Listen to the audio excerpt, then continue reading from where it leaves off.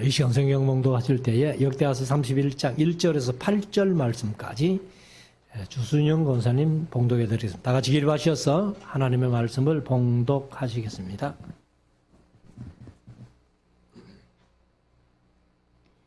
이 모든 일이 마침에 거기 있는 이스라엘 무리가 나가서 유다 여러 성읍에 이르러 주상을 깨뜨리며 아세라 목상을 찍으며 유다와 베냐민과 에브라임과 므낫세 온 땅에서 산당과 단을 제하여 멸하고 이스라엘 모든 자손이 각각 그 본성 기업으로 돌아갔더라.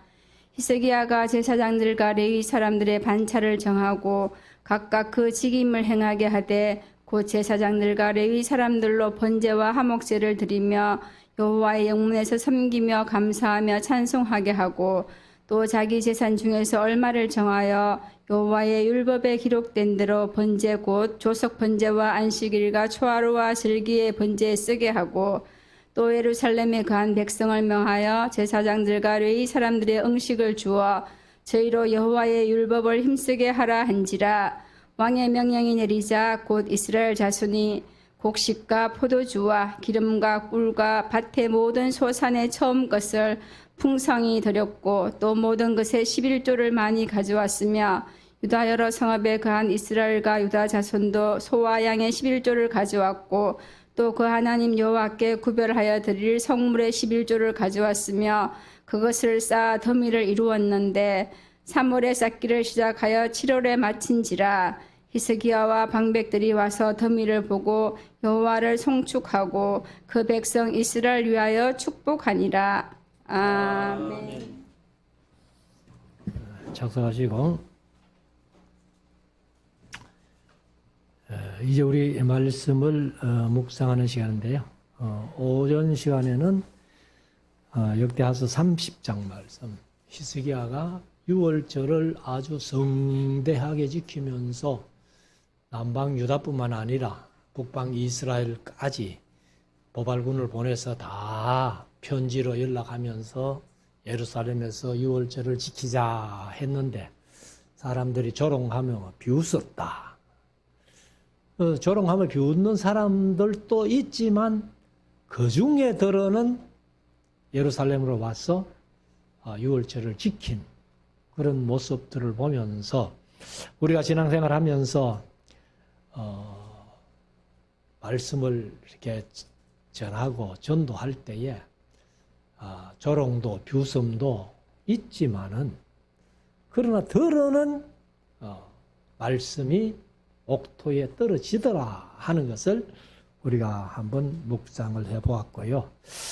오늘은 이제 이 31장 역대하서 31장 말씀은 이제 6월절을 지키고 난 뒤에 히스기야가 쉽게 표현하면은 종교 개혁을 합니다. 종교 개혁. 그래서 제가 가끔 말씀을 드립니다만은 우리 대한예수교 장로회가 개혁주의거든요. 개혁주의. 개혁이 뭐냐 하면은 말씀에 조금이라도 잘못되어 가는 거 있으면은 말씀대로 고쳐나가는 게 그게 개혁입니다. 말씀대로 안 고치고 말씀 떠나서 사람의 편리주의로 개혁한다면은 그것은 하나님 보시기에는 영 아니라는 겁니다. 그래서 제가 지금까지도 목회하면서 성경에 어긋난다 혹은 좀 이런 게 있으면은 고치려고 애를 썼어요. 그래서 가끔은 좀 오전에도 그런 말씀 드렸습니다만 벨라다는 소리를 좀 들었습니다. 제가 이제 처음에 첫 목회지를 의성 구천이라는 곳에 구천교회라고 들어가서 이렇게 목회를 하고 거기에 이제 가니까 교육전도사님이 한 분 계시더라고요. 그래서 제가 당회를 하면서 장로님들 우리 전도사님 설교를 좀 시킵시다 이러니까 장로님들이 하시는 얘기가 우리는 전도사님 설교보다 목사님 설교를 듣기를 원합니다. 그래서 제가 설교하기 싫어서 전도사님 시키는 자는 게 아니고 전도사님 앞길을 위해서. 그래서 제가 한번 예를 들어서 그런 얘기를 했어요. 여러분들 시내 가면은 그 교회가 이제 저쪽으로 옮겨갑니다만은 시청 옆에 문화교회라고 있죠. 문화교회라고. 그 신세원 목사님이라고 계실 때에 자꾸 하셨습니다만은 그분이 계실 때에 부목사님들을 어른 예배 설교를 안 시켰다는 거예요. 어른 예배 설교를 안 시켜.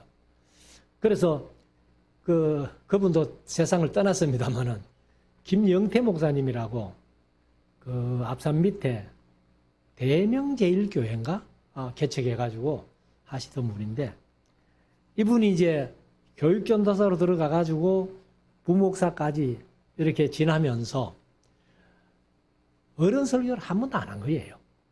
안 시키니까.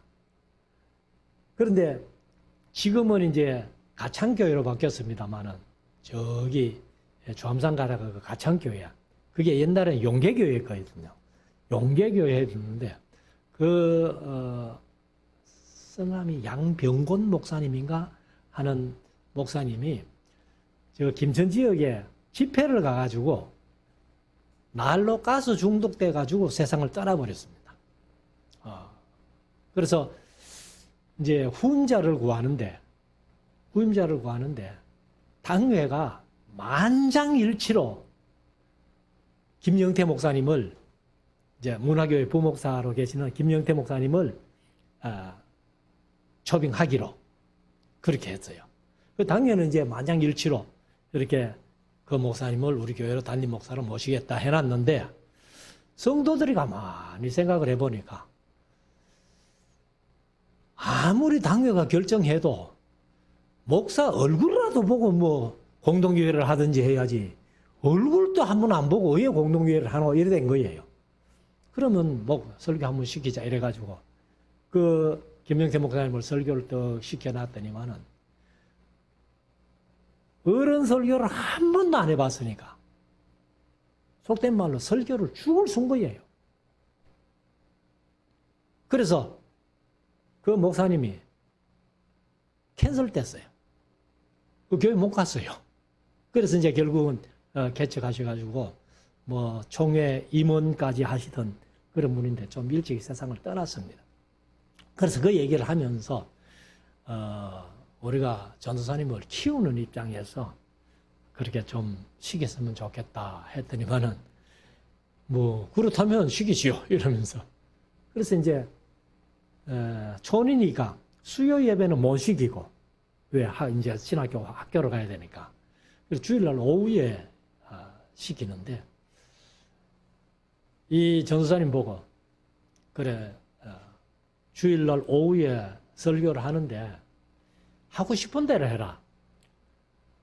한 달 4주일 다 하고 싶으면 다 시킬 거고 뭐 어려우면은 2번 해도 좋고 1번 해도 좋고 무조건 한 달에 1번은 해야 된다 했더니만은 아마 생각해 보더니만은 나는 1번만 할래요 이러더라고.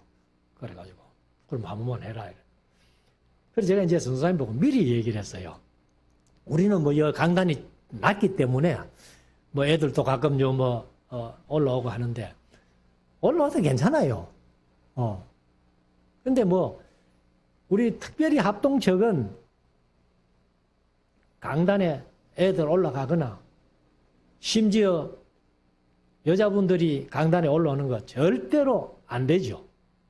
헌신 예배하면서 사회 보든지 이렇게 예배 순서를 맡은 분도 강단에 안 올라오고 제가 가끔 헌신 예배 자주는 못 갑니다만 한 번씩 가보면은 여자분은 밑에서 사회 보고 저는 올라가서 설교하고 이런 게 영 못마땅한 거예요.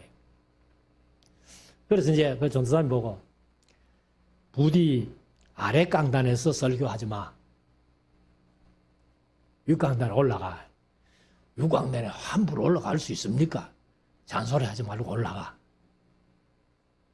그러니까 이제 장로님들 보고도 이 전도사님이 윗강단에 올라와서 설교하도록 합니다. 했더니만은 장로님들도 좀 꺼림직하게 그렇게 생각하더라고요. 그래서 강단이 왜 있습니까? 강단은 예배를 위해서 있는 거지. 그 강단에 뭐 목사 장로 외에는 못 올라간다. 옛날에 대구로에서 그런 일이 있었거든요. 그 강단에 목사 장로 외에 함부로 올라가도 되나 안 되나? 됩니까 안 됩니까?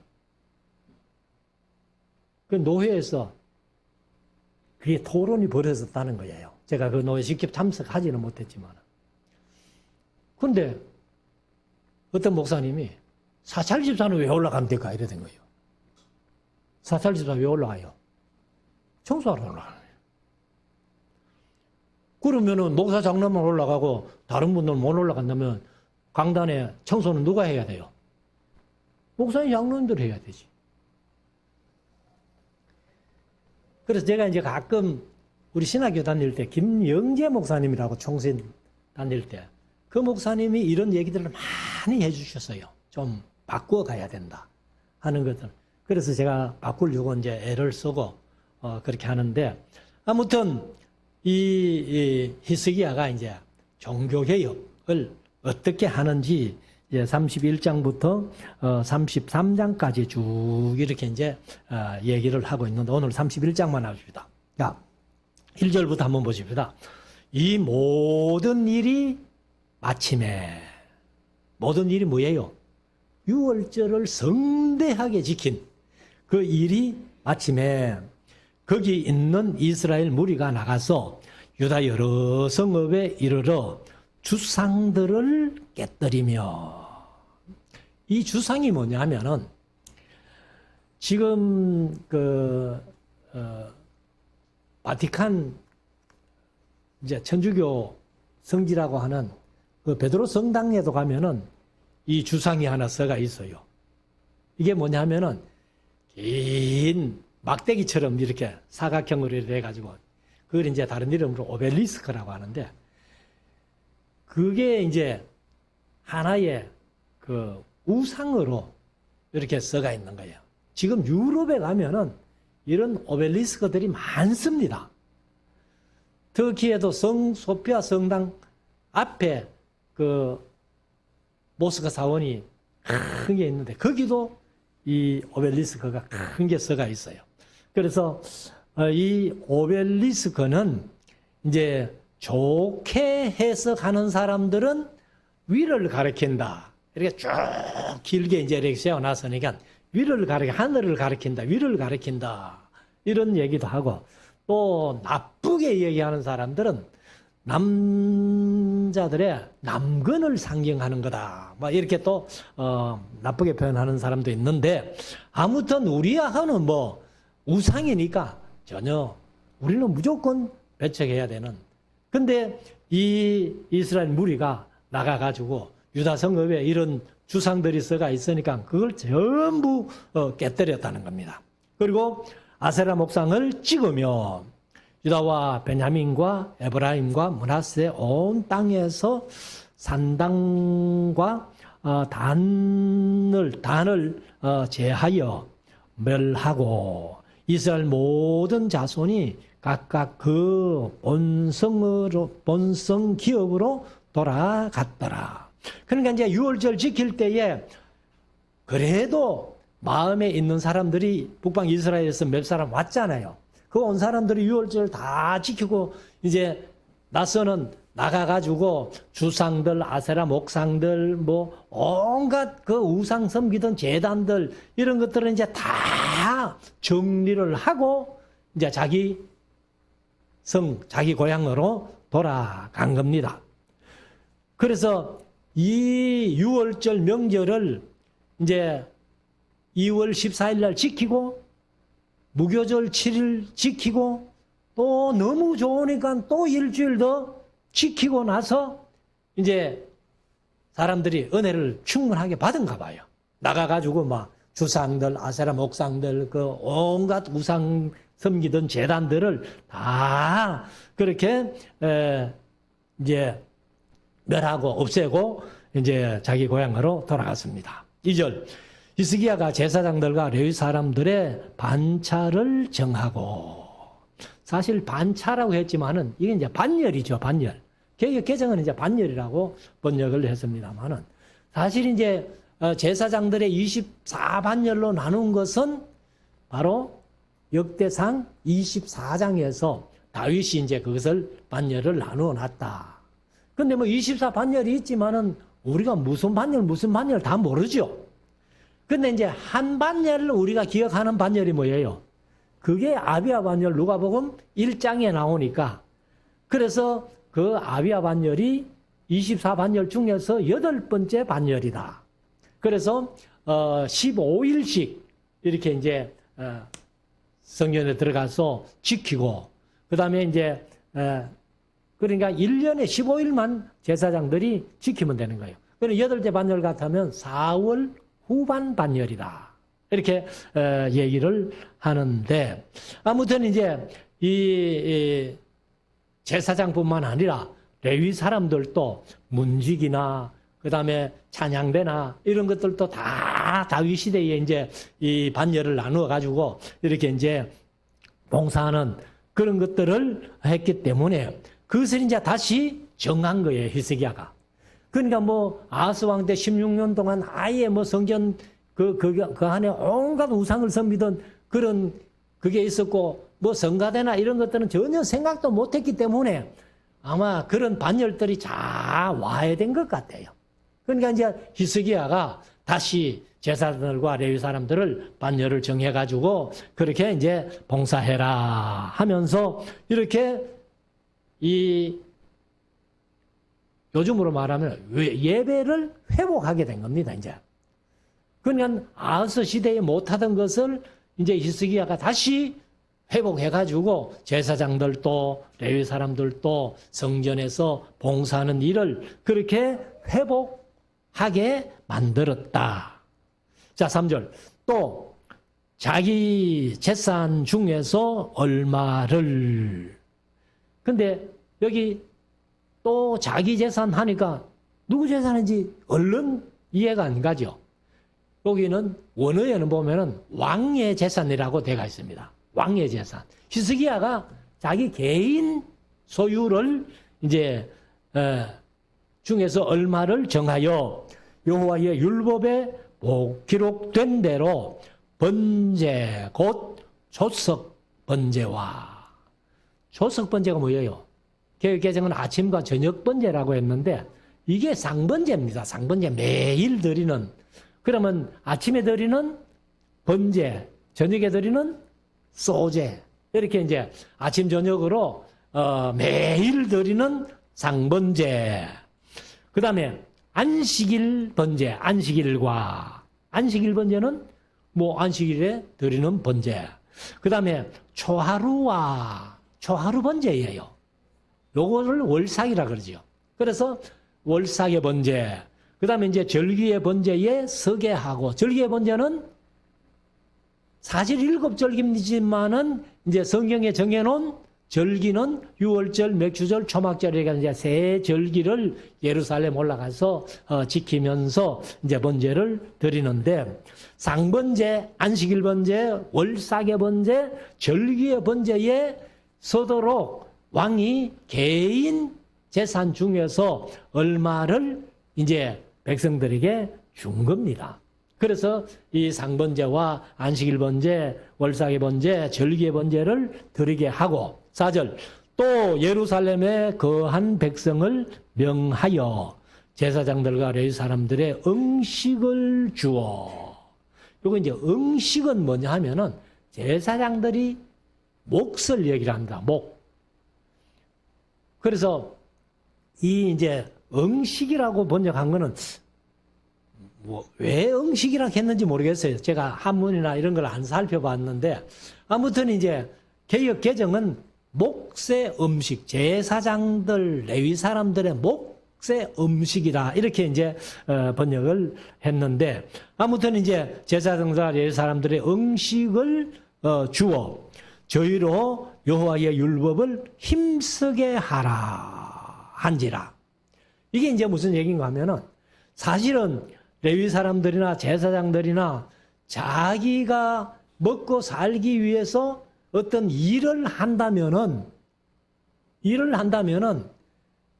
이 요즘 목사님들 같으면은 목사가 먹고 살기 위해서 직장 생활도 하고, 물론 그런 사람도 많이 있습니다만은 직장 생활도 하고 또 목회도 한다면은 사실 목회 요즘 같으면 설교 준비할 시간이 없다는 겁니다.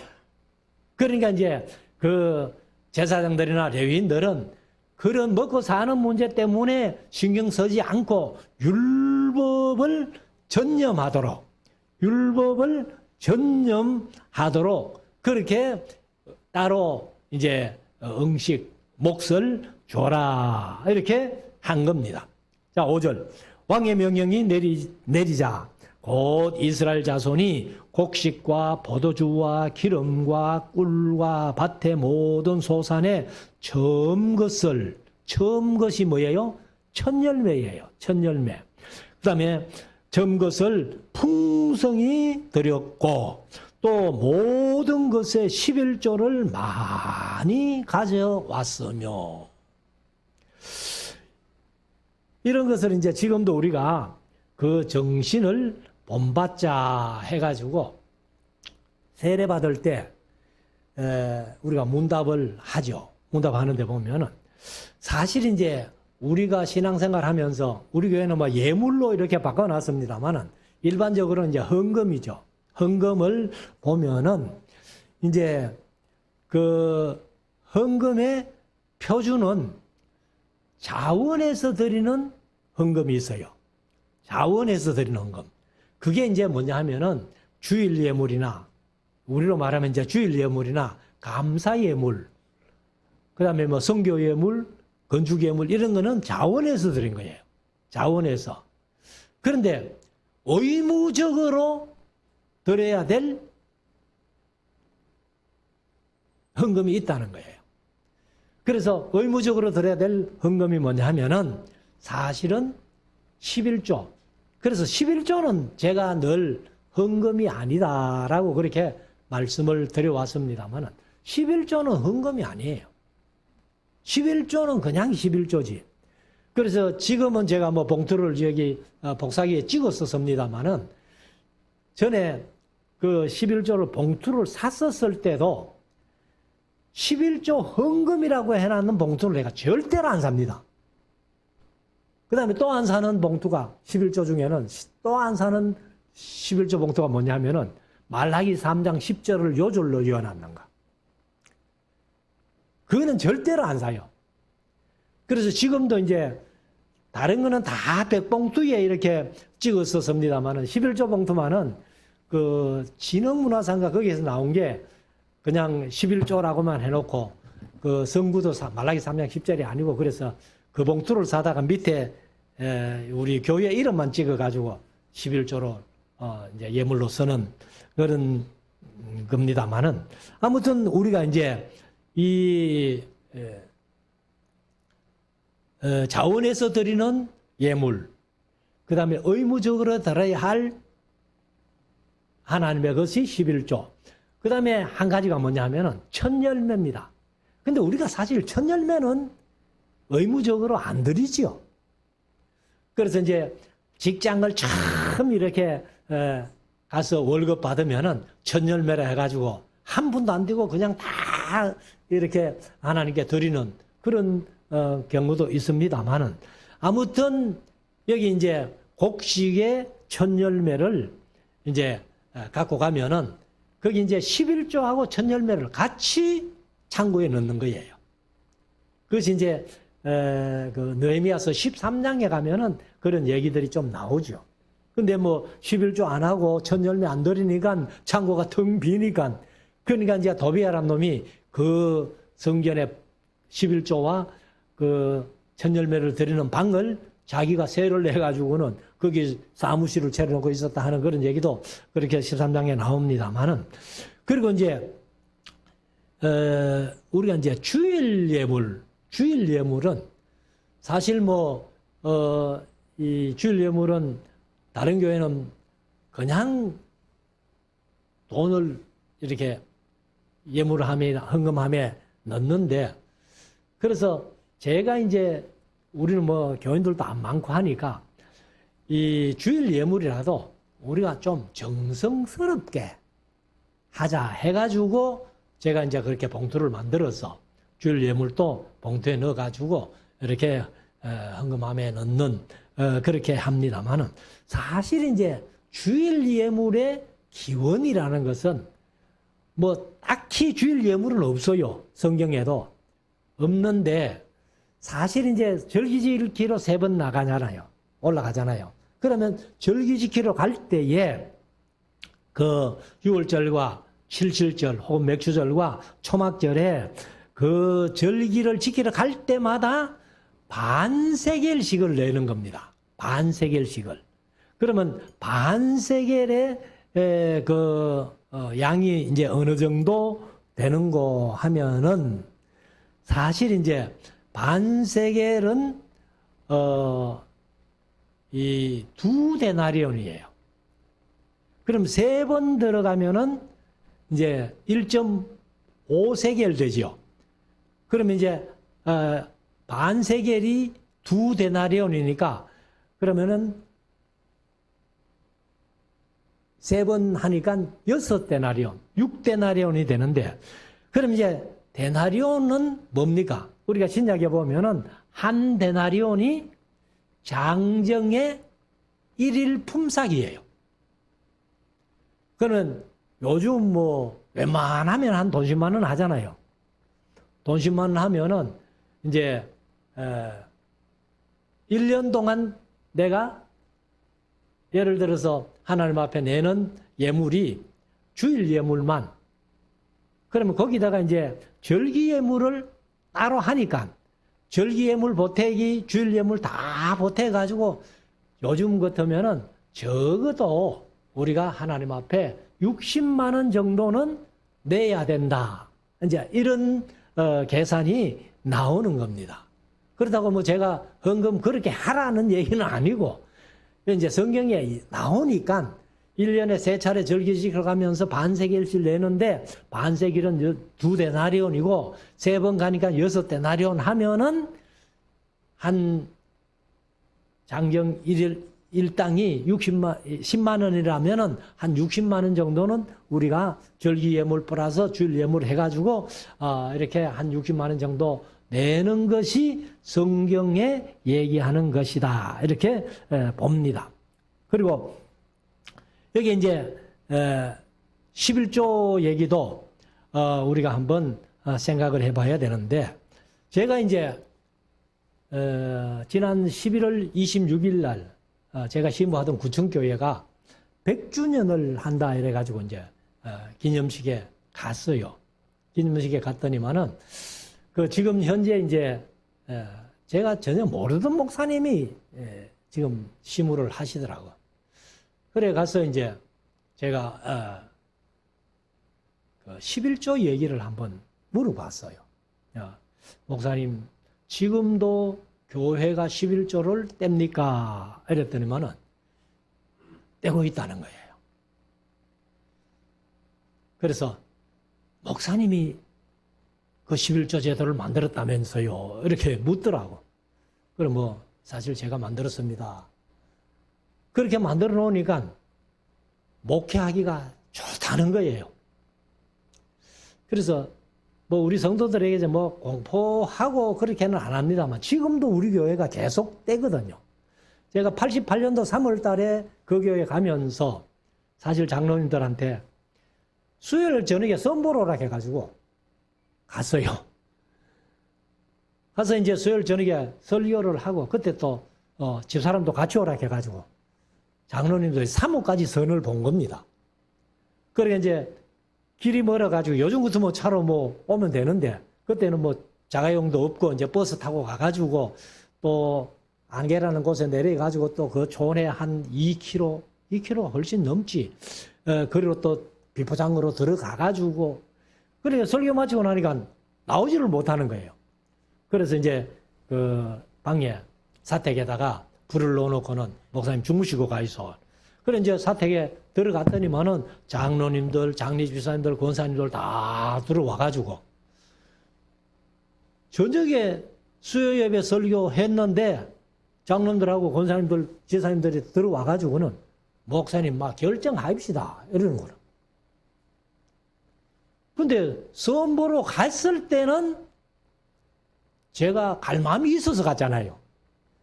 근데 막상 하루도 안 지나고 그 자리에서 결정합시다 이거 하니까 아이 좀 당황스럽더라고. 그래서 제가 다른 얘기를 안 하고 뭐라 했나 하면은 장로님들 결정하는 거는 좋은데 제가 얘기하는 요구 조건 하나 들어주면 결정할게요 이랬더니 그래 장로님들이 그 요구 조건이 뭡니까? 그래서 제가 그 얘기를 했어요. 교인들에게만 11조 강조하지 말고 교회가 11조를 좀 뗐으면 좋겠습니다. 그럼 뭐 하는데 쓰려고요? 이러더라고요. 뭐 그때만 해도 이제 그 주위에 그 전도사님들이 시부를 많이 했어요. 지금은 전도사들이 교회 아무리 농촌교회라도 전도사님이 잘 없어요. 그런데 뭐 어려운 교회들 좀 돕고 이렇게 했으면 좋겠다 했더니만은 장로님들이 뭐 그렇게 한다면 되지요. 들어드리지요.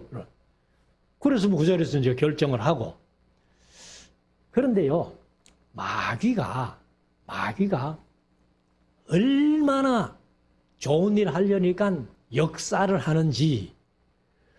그래서 이제 통장을 하나 따로 만들어 가지고 지금도 이제 우리 재정부가 그렇게 합니다만은 통장을 하나 만들어 가지고 그날 헌금 나오는 것 중에서 무조건 11조를 뗍니다. 11조를 떼가지고 이제 통장에 집어넣어요. 그래서 제가 88년도에 거기에 갔을 때 1년 예산이 1680만 원. 제가 잊어버리지도 않습니다. 1680만 원. 그러면 11조 떼봐야 186만 원.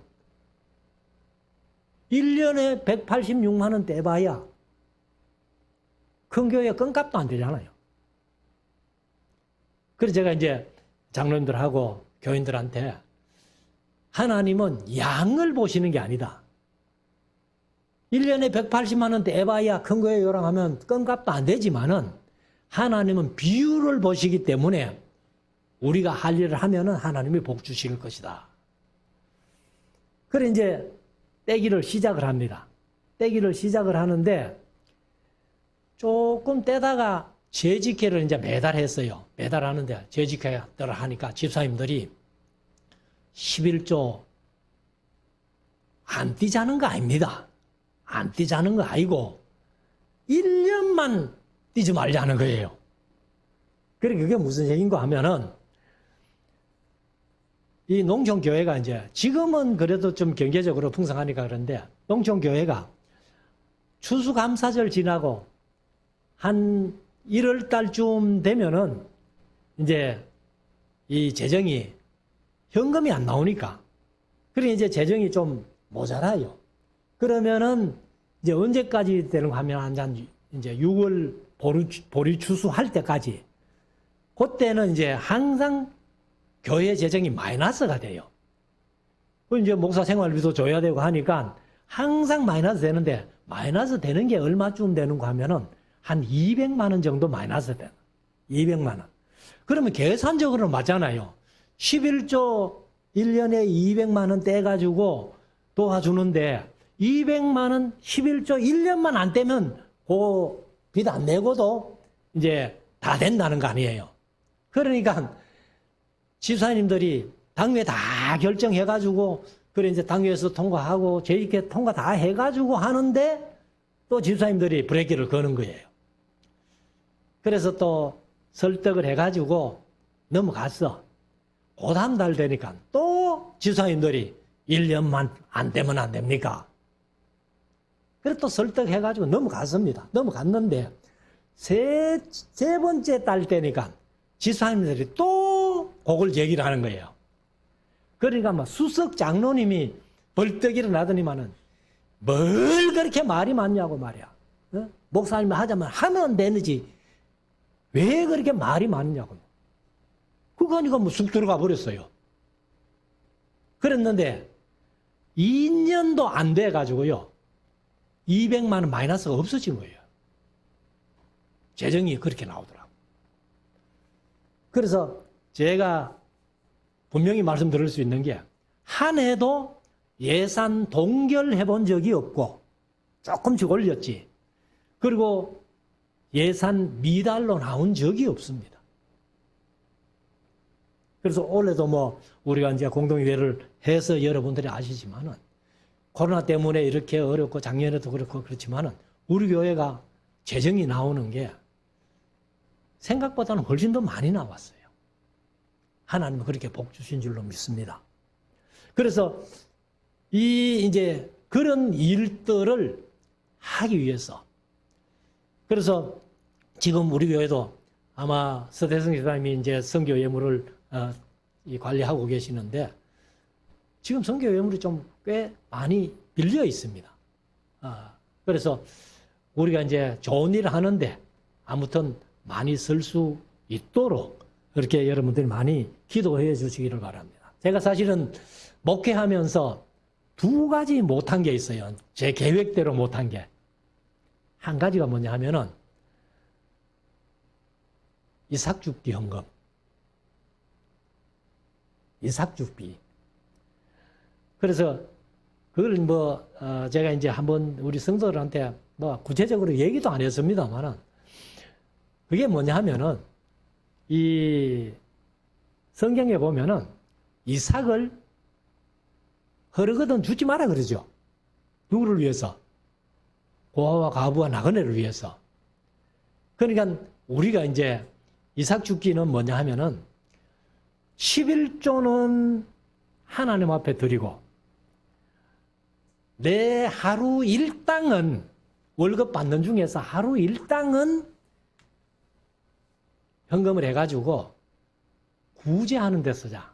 어려움 당하는 이웃들에게 쓰자. 그게 이제 이삭 죽기 현금이에요. 제가 구상한 건데. 근데,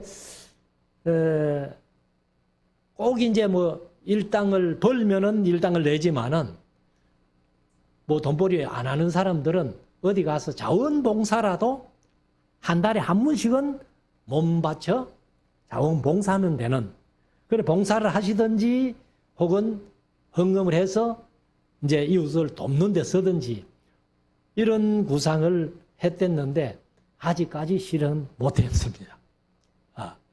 그래서 이제 목회가 끝나가는 입장에서는 더 이상 안 될 것 같고 그 다음에 한 가지는 11조는 성경대로 쓰자 하는 걸 아직 못했어요. 그게 뭐냐면은 11조는 이 교회 녹을 먹는 사람들 그러니까 다른 직장을 안 가지고 교회 녹을 먹는 사람들에게 생활비로 주는 거거든요.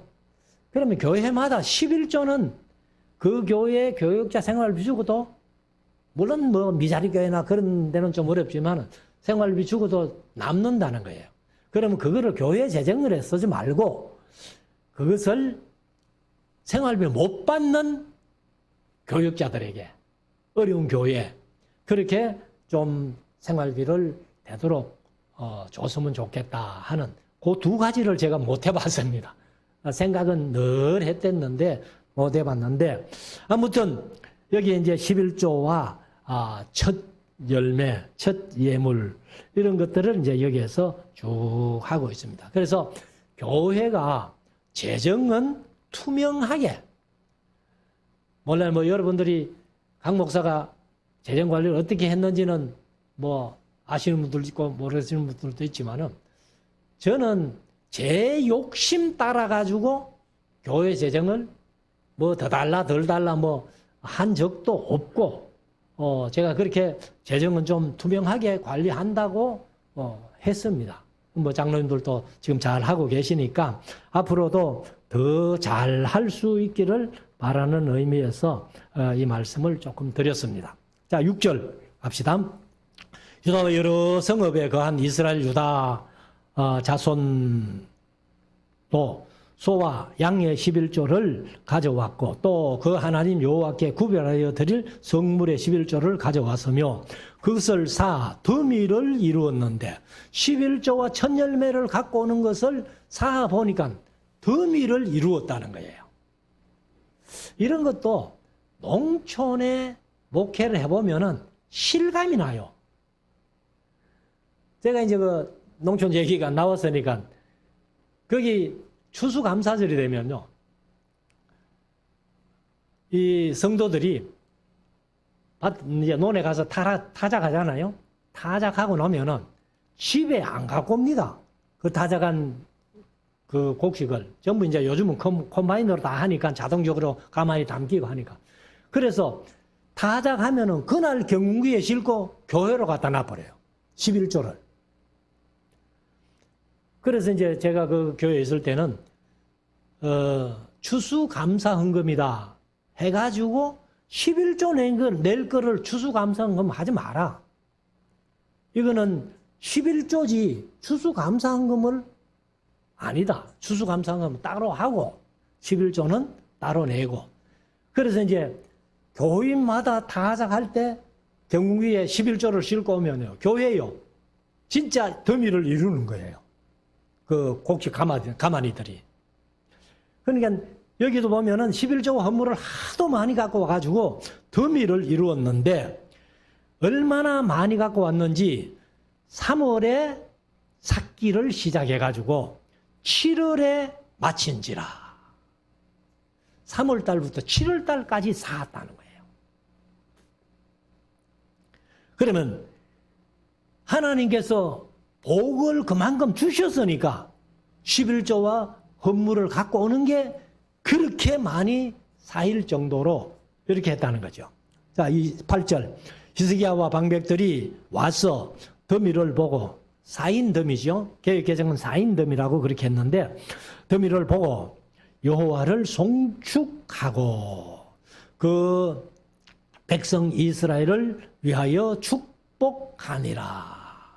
뭐 30장에서도 이제 6월절 다 지키고 제사장과 레위인들이 백성들을 위해서 축복했다 이렇게 얘기를 하는데, 여기 이제 11조와 헌물의 더미를 보고는 이 제사장들과 레위인들이 다 이제 또 방백들까지도 그 백성들을 위하여 축복했고, 9절 히스기야가 그 더미에 대하여 제사장들과 레위 사람들에게 물으니 사독의 족속 대제사장 아사랴가 대답하여 가로되, 백성이 예물을 여호와에 전해 드리기 시작함으로부터 우리가 족하게 먹었으나 남은 것이 많으니 이는 여호와께서 그 백성에게 복을 주셨습니다. 그 남은 것이 이렇게 많이 쌓였나이다.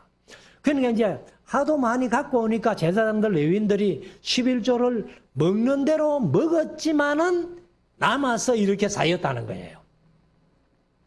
그래서 우리 교회 성도님들도 다 하나님으로부터 이런 복을 받아 누릴 수 있기를 원합니다. 자, 11절. 그때에 히스기야가 명하여 여호와의 전 안에 방을 예비하라. 항고로 드디어 예비하고, 이게 이제 11조와 헌물을 쌓는 방이에요. 12절. 성심으로 그 예물과 11조와 구별한 물건을 갖다 두고 레위 사람 고나야는 그 일을 주관하고 그 아우 시므이는 버금이 되며, 버금은 부책임자죠. 둘째. 13절. 여이엘과 아사시아와 나핫과 아사헬과 여리목과 요사박과 여리엘과 이스마가와 맛과 보나야와 그 아우 시므이의 수하에서 보살피는 자가 되니, 이는 히스기야 왕과 하나님의 전을 관리하는 아사랴의 명한 바며. 그래서 여러 이름들이 나오는데, 이런 사람들이 이제 아사랴가 명한 대로 이렇게 전을 이제 관리하는 사람들이었고, 13절. 여이엘과 아사시아와 14절. 문지기 레위 사람 임나의 아들 고레는 즐거이 하나님께 드리는 예물을 맡아 여호와께 드리는 것과 모든 지성물을 나누어 주며, 그 수하에 에덴과 예수아와 미냐민과 에스야와 스마야와 아마랴와 스가야는 제사장의 성읍들에 있어서 직임을 맡아. 제사장들의 성읍들은 뭐예요? 바로 여호수아서 21장에 얘기했던 그 레위인들에게 12지파가 각기 4성읍씩 레위인들에게 준 성읍, 거기에 이제 제사장들도 살기 때문에 그 제사장 성읍이라고 이렇게 표현을 했습니다. 그래서 제사장의 성읍들에 있어서 지기물마다 그 형제에게 반차대로 물은 배소하고 나누어 주되 3세 이상으로 족보에 기록된 남자 외에는 날마다 여호와의 전에 들어가서 그 반열대로 직임에 수종되는 자들에게 다 나눠주며 레위인들은 사실 민수기에 보면은 1세 이상으로 이렇게 계수를 했죠.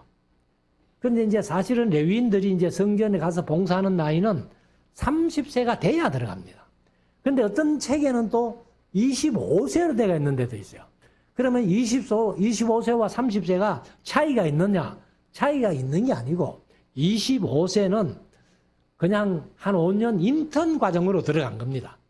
그래야 이제 30세가 딱 되면은 정식으로 봉사할 수 있으니까. 그래서 여러분들이 성경을 읽으시다가 레위인들이 성전에 봉사하는 것이 때로는 25세, 때로는 30세가 돼가 있거든. 25세는 인턴이라고 생각하시면 틀림이 없습니다. 17절. 또 그 족속대로 족보에 기록된 제사장들에게 나누어 주며 20세 이상으로 그 반차대로 직임을 맡은 레위 사람들에게 나누어 주며, 이건 이제 또 20세 이상으로 레위 사람들을 이제 반차를 나눠가지고 또 그런 11조 헌물을 나눠줬다. 18절. 또 그 족보에 기록된 온 회중의 어린 아이와 아내와 자녀들에게 나누어 주었으니 이 회중은 성결하고 충실히 직분을 다하는 자며. 여하튼 뭐 족보에 이제 레위 지파의 족보에 기록된 대로 이렇게 나눠주고. 19절. 각 성읍에서 농명된, 그러니까 이제 농명됐다는 거는 그 개역 개정은 등록됐다 이렇게 등록된, 농명된 사람이 있어 성읍 가까운 들에 거한 아론 자손 제사장에게도 나누어 주되 제사장들의 모든 남자와 족보에 기록된 레위 사람들에게 나누어 주었더라. 그럼 여기에 이제 각 성읍에 등록된 사람이 있어 성읍 가까운 들에 거한 아론 자손 제사장들 이렇게 하는데, 이게 이제 성읍 가까운 들이 뭐냐면 레위인들이 48개 성읍을 기업으로 얻잖아요. 기업 이제 한 지파에 4개씩 줘가지고 얻는데, 거기 성벽에서 2000규빗 한 1km 정도는 덜까지 포함되는 거예요. 그 덜을 얘기를 합니다. 사실은 가까운 성읍 가까운 덜에 거한 아론 자손 이렇게 얘기를 했는데, 아무튼 이제 거기에서 1km 이렇게 덜을 얘기를 하는데, 그래서 이런 사람들을 뭐 쭉 얘기해봐도 사실 뭐 이름들이 어렵고 하기 때문에 다 기억할 필요는 없어요. 아, 이런 게 있었구나 하는 걸 하시면 됩니다. 자, 20절. 히스기야가 온 유다에 이같이 행하되 그 하나님 여호와 보시기에 선과 정의와 진실함으로 행하였으니.